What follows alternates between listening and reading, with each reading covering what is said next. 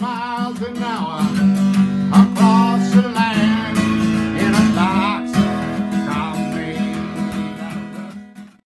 As I remember it, I had known Walter from a couple of English classes, and I was friends with a lot of folks in the English department at UCSB. And Walter had heard my band, and well, I can't remember if he approached me or I approached him about the project, but I'd heard about it and I wanted to be involved.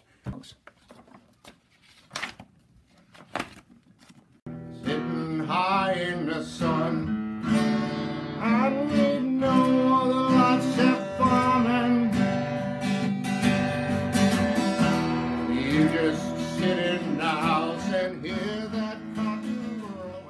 The play took about 6 months to write and about 2 months to rehearse, and we ended up doing it in April of '72 at the University Center and UCSB because the drama department wouldn't give us their theater.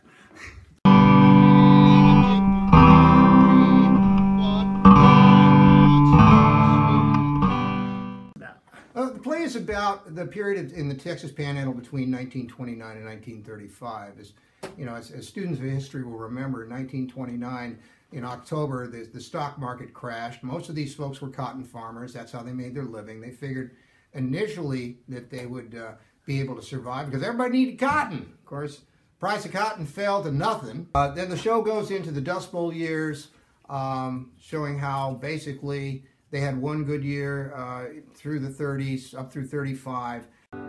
They won the war to end all wars, and then the war came home.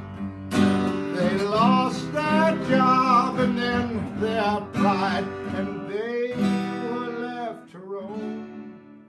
As the posters show, we had 73, it was done in LA. 76, it was part of the American College Theater Festival. Won Best Original Play in the Southwest region of the country. We were picked up by a producer who intended to do it in Boston and New York City. And we were very excited about that, but we made an old hippie deal as to the money, and when we attempted to renegotiate it, it sort of fell apart. You are the enemy, it seems, if you're a veteran. You know, I probably hadn't looked at this thing in a good 15 years, probably. I mean, I've carried it around with me from office to office, but haven't pulled it out in a long time. Yeah, the man needs a good war to set this song all right, set this country right. So this was a major surprise when he called me on January 7th to let me know that they'd been looking for me, one, and two, that they'd revived the show with the vast majority of the music being original there. And it was a delight to see it. I had tears in my eyes the whole time, and it was just a magical night for me.